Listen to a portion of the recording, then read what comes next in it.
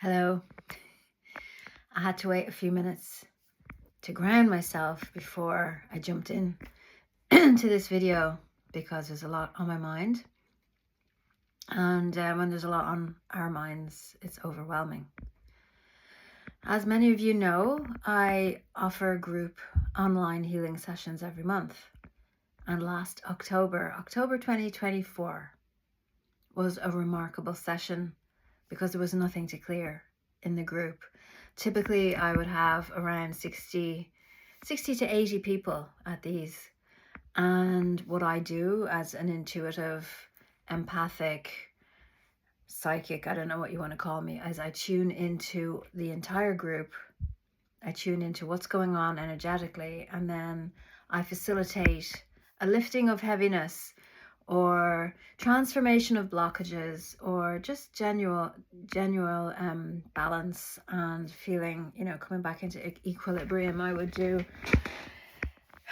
working with their guides, reconnecting into healing, all of that. Anyway, it was remarkable last October because I didn't have to do any basic mopping of feet. You can imagine if you're coming into my room and you've just been out in the rain and you're carrying briars from the forest and you're covered in mud and you're pretty weighed down by all of these burdens. And I don't want that in my office. It's a small space. So I would clean you down. You can wash your face, wash your hands, all of that. Well, energy is the same. And so when a group, particularly a large group like 60 to 80 people shows up, I can't progress to the finer aspects of the work of healing for the group until we've got rid of all the mud and the grime and everybody's washed their face and hands, so to speak. And it was just stunningly good that we were all clear. Everybody was already clean, but that was last October. Now we're at the end of February 2025. And it brings to mind the image of healing, where you think healing is a straight line from A to B, and it's not. It's circles and scrapes and around and slowly moving forward, but retracing our steps. Yesterday's healing session was pretty much the whole hour of clearing and cleaning all the muck and crap that people brought in with them. Now, I'm coughing because I'm clearing as well as I'm speaking. I'm going to take a drink. Because some of us process this through our bodies. And it's difficult and it's hard work. So anyway, yesterday, a whole hour for 62 people. And it didn't really clear until 5 minutes before the end of the hour. And it's nobody's fault. It just is what it is. Everybody's picked up so much crud and crap and heavy energies and everything from the environment, from the atmosphere, from social media, from wherever they get. Then they all brought it into the session. But that's what they came for. They came to lift that, to release that. And they can then listen to the session again and get it at a deeper level, because that's why I record them. Here's my point. Okay, there's a lot of heavy energy out there right now. A lot. People are purging and releasing. Just as I just did a belch there. You see, I'm here in my true authentic self. Me so delighted that the sunshine hours are increasing here in Ireland, because I was getting depressed with all the cloud cover and no sun. I really was. And then sitting in this murky, dusty, sticky, horrible anger, resentment, pain, old wounding, all of that. It's purging now. How are you experiencing this purging yourself? I'm hoping really that maybe my goal for this video is to make sense of maybe some of the things that you've been experiencing that you didn't quite know what it was. We've increased our sensitivity. So we're much more sensitive. So if somebody screaming at us hurts us more than it might have done last year. And we need to get stronger. That's why I've gone back to the gym. And I'm eating an elimination diet, which basically means I'm carnivore now, pretty much. I would say 90%. because my body has trouble processing processed foods, wheat, pasta. All of those things weigh me down, make me heavy, make me tired, make me dopey. And then my body doesn't like spices and hidden things in processed food. So I have relieved myself of a huge burden of things to process, and I'm not in chronic pain. Going to the gym, I'm starting to get stronger. I'm only just beginning to go 3 times a week. I think I've been for 2 weeks, and I see a difference already. I see a difference here as well. So I'm asking you, what are you doing for you? What are you doing for your body? Your body's not my body. Your body's different. You know, I might need magnesium before bed. You might need chamomile tea. Some people can drink coffee after 4 p.m. Other people can eat as much bread as they want and it doesn't bother them. But when you're doing what you're always doing and your body's fighting what it's always fighting, because your body's always fighting, that's what cancer is. Your body, you're just giving up and say, I can't fight it anymore. I just give up. You know, look outside. There's stuff out there in the air that we cannot see that we're fighting. There's chemicals being released by them doing the building. You know, and then there's bad energy from the neighbors that you have to wade through every day. And then you're more sensitive, you're feeling another layer of it. So what am I saying? I'm saying it's not enough to look at all the YouTube videos, this one included, saying, oh my God, the solar energies, oh, the energies are intense, everything is coming in, and it's astrology, and it's the sun, and it's not enough. What you have to do is look after you. You have to take physical commitments to not eating sugar if sugar drives you crazy, to not having a drink of alcohol if alcohol impacts you badly, and you're the only one that knows. What are you doing right now that you could stop doing to give yourself a burst of energy back? Like an elastic band going tighter and tighter and tighter and tighter and tighter and tighter. You know, what could you do to snap back or at least relieve some pressure on yourself? And I find with my clients, you know, if they know they're doing something, then they can stop telling themselves that they're not doing enough. That in itself is huge. If you're saying, I'm doing the best that I can, and you truly believe that in your head, in your heart, and in your stomach, I'm doing the best I can, I'm riding the waves with everyone else, I'm not able to do all the things I wanted to do today, I'm having trouble paying attention, I'm losing my words, I'm having a terrible reaction to this food, I'm going to stop eating this food just for a few weeks, for a few months, see what my body does if I don't eat it. Coffee, not going to drink coffee, I'm going to drink coffee. You know, what do you need for you? Are you asking those questions? Because tuning in to spiritual teachers saying, oh, it's ramping up, isn't helpful. Tune into you. Tune into your heart. What does your heart need? Your heart might just need you to, you know, my friend Mark said this morning, shrink your world. Your heart just might need you to shrink your world a little bit. You don't need to know what's going on in 5 countries away from where you're living. You just need to know what's going on here for you. That's what you need to know. Where's your dinner coming from? Where are your children? That's what you need to know. You know, ring fence that.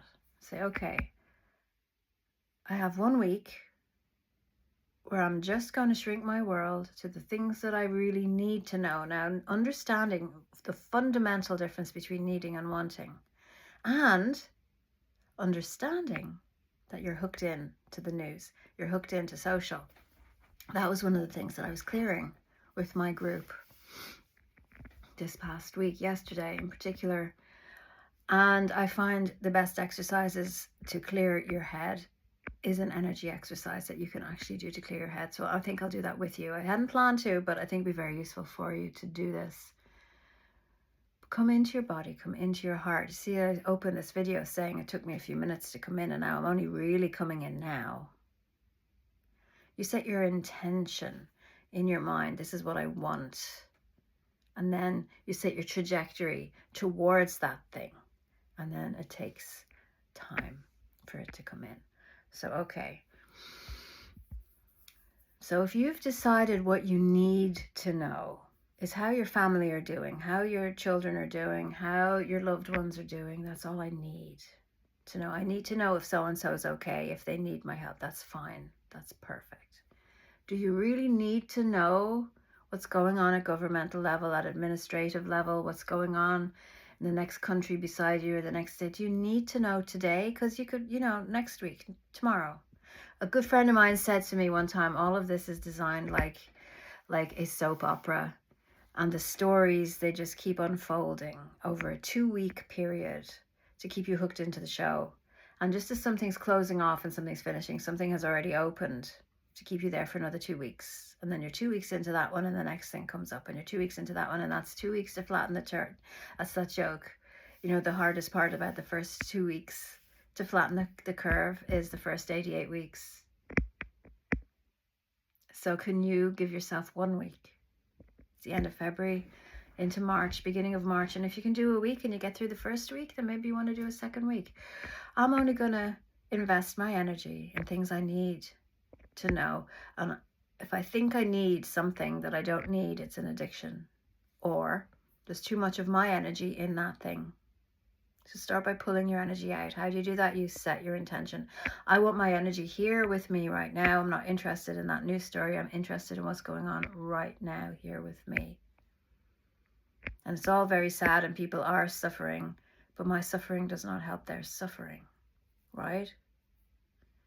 So if you can imagine a fishing hook unhooking from everywhere you feel pulled, but I need to see what Donald Trump does next, and I need to see what this person is going to say next, and you don't. You think you need it because there's a piece of you in there. You unhook that piece of you and bring it back to you. You have your little reel, like the fishing hook, reel yourself in. So I'm going to give you a second. Where are you caught? Unhook, reel yourself in. Where are you caught? Unhook, reel yourself in. Yeah, you might notice that people are so stretched and overwhelmed right now that some of my favorite content creators are not creating at the moment. There's a lot of anger around, a lot of people being sick, and there's huge amounts of sludge out there. Why are you going out collecting all this sludge and then you're bringing it all into you? You need to lighten up the energy. So visualize yourself like a dimmer switch getting brighter. I'll send you some power. Brighter, brighter, brighter. So when you're bringing in all of yourself back to you, you're brightening, getting brighter, brighter and brighter and brighter. Okay. But that's not it. It's not enough. What we just did is giving you the resources to do the next part. See my words slurred there. It's almost as if some energy or other does not want me to teach this. Well, we're doing it. You have to be strong. You have to be disciplined. You have to make a commitment. You have to do it. Now, I'm giving you a comb, magic comb. Use your imagination. You're in wizard school, and you've got a comb, a magic comb. I was going to go, what is it, sorcerer and sorceress, wizard and witch. No, it's not wizard and witch. It's wizard school. Okay. I've given you a magic comb. This comb is to comb through your brain. Not your hair, your brain. Okay, what color is it? The beginner's comb is always gold. But as you get to use it, it could turn into different kinds of crystals, because each frequency that you're pulling out of your head is different. Now, when I did this with one of my healing circle, one of them said it reminded her of Harry Potter, the dish of memories, where, so you can use this as an image where Dumbledore used his wand and he pulled the memory out and put it into the bowl, and then Harry could stick his face in the bowl and he could see the memory, right? But we're not going to do the second part. What we are doing is we're pulling out the psychic viruses. That's what I call them. The viruses that keep you going back to that story, going back to that argument. You don't need to do that. Going back. Do you know what you can do? You can use this to stop yourself. If you feel like you're drinking too much, or you're eating too much sugar, or you're doing something, you pull yourself out of that thing and you say, everything I need is right here. And maybe I'm just thirsty. Maybe I just need a drink of water. Yeah, maybe, and pull yourself out of the need. You only need you. That's in truth. You only need you when you're obsessed with another person. It's not that person that you really want. It's your idea of who they are, plus the piece of you that you have put into them. Take that piece of you back and see them for who they actually are. And then you can actually have a relationship with them, a healthy, mature relationship. Right, back to the comb, because time is ticking. I don't like going longer than 15 minutes, but we're still here. We're going to do this, yeah? We're going to do this. Take the comb and comb. Now, it looks like I'm combing my hair with an invisible comb. I'm combing my brain. You comb your mind. So if you need to, if it helps, go and look up a picture of what a mind looks like, what the brain looks like, the folded, tissue of the brain. And you're going in the corridors of your brain and you're pulling out the psychic viruses that's stuck on here. So it could be like the Harry Potter with the little bits of thing, or it could be like that horrible thing from the Matrix that they pull out of his tummy, only it's in your head. And you're got it, ouch, got it out, right? What do you do with a dirty comb? Well, you do your whole head. You do the back of your head, you do the front of your head, you do your face, you do all of this, you do your eyes, you do your ears. Then you have this comb, and then you can breathe on it.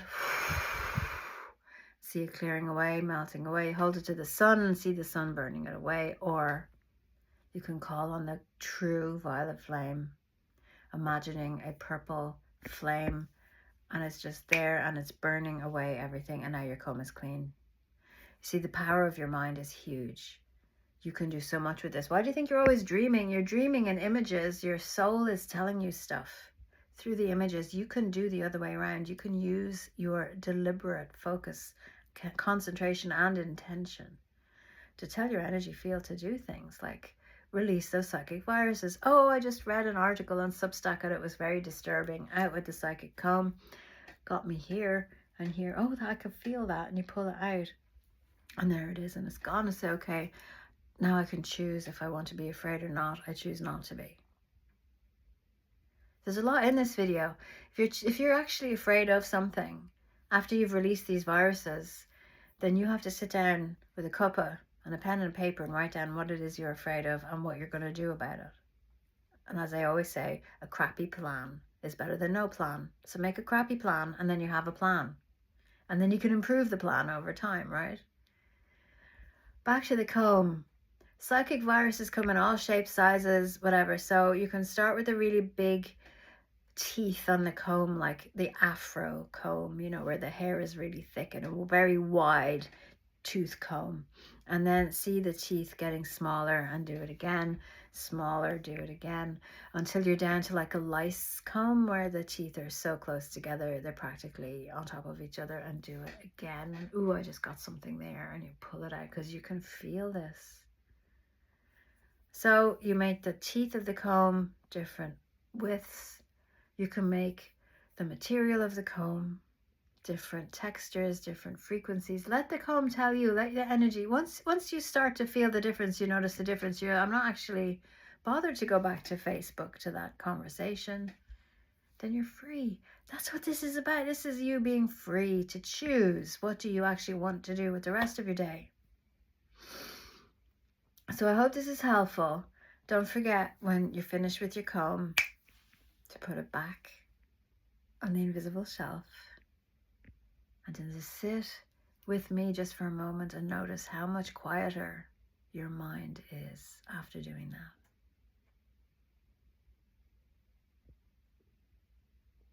Yeah. You see, the world is designed to keep you occupied. You come into an empty house, what's the first thing that you do? You turn on the radio, you turn on the music, you turn on the TV, you turn on the podcasts. You're always listening to something. You're always doing something. When's the last time you just listened to nothing? It's beautiful, isn't it? It's really nice. That's stillness. And that, my friend, that's the best way to get through the next 6-8 weeks or the rest of the year, however long this crazy energy dump and purge is going on for, is for you to be clear and for you to be clean and for you to have a silent mind.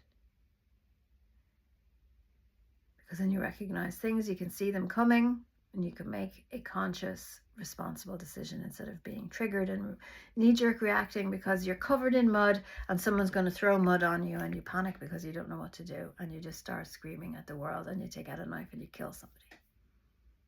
Leave them to it. Leave them to it. You look after you. And if you think there's somebody would benefit from this exercise in this video, then send them the video. And you can say, oh, I saw a video and it was kind of fun and a little quirky and very odd, but it actually worked for me and I thought you might enjoy watching it. And then I'd be happy because I'll get more views, and you'll be happy because your friend and you can then compare notes. What was it like for you after you did that psychic comb virus thing? Oh my God, I don't know, but for the first time, I didn't feel like I needed anything. I didn't hear those repetitive voices in my head going, doing this, doing that, you're horrible, you're this. Yeah, I didn't hear any of those. Maybe it worked. Maybe it was a real thing. Okay, I'll leave it there. Let me know how you get on in the comments. Bye.